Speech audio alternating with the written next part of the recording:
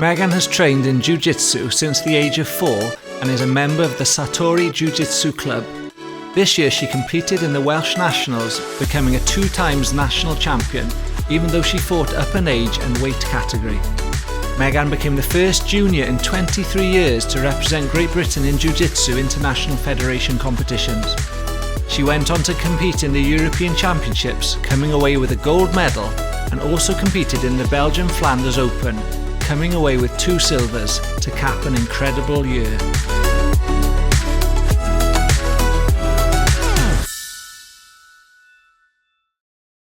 Dechreuodd Chloe kickbocsio pan oedd hi'n 4 oed. Erbyn ei bod yn 9 oed, roedd hi'n cystadlu'n genedlaethol. Eleni, cystadlodd Chloe yng Ngystadlaethau Cenedlaethol Prydeinig Cymdeithas Sefydliadau Kickbocsio'r Byd, a daeth yn bencampwraig genedlaethol Prydain 4 gwaith.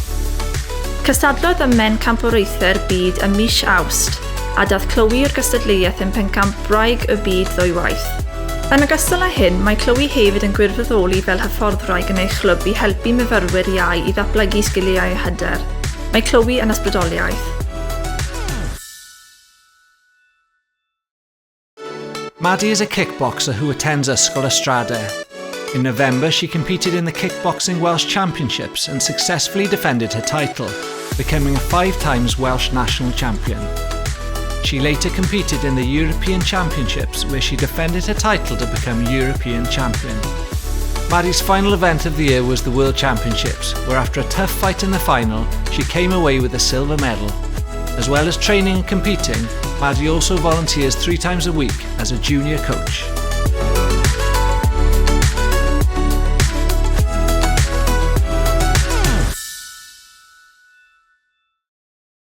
Mae Ffion o Lanelli yn ddawnsraig sy'n dansio mewn 3 arddull wahanol, dansio stryd, masnachol a chyffroes. Teithiodd Ffion a'i thîm i Brag i gystadlu yng ngwpan dansio'r byd.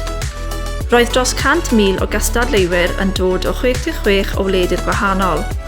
Gan gystadlu yn yr adran dan 13 oed, enillodd Ffion fedal aur mewn dansio stryd, medal aur fel tîm mewn dansio masnachol, gan ddod yn 8fed yn unigol, a medal arian mewn dansio cyfoes.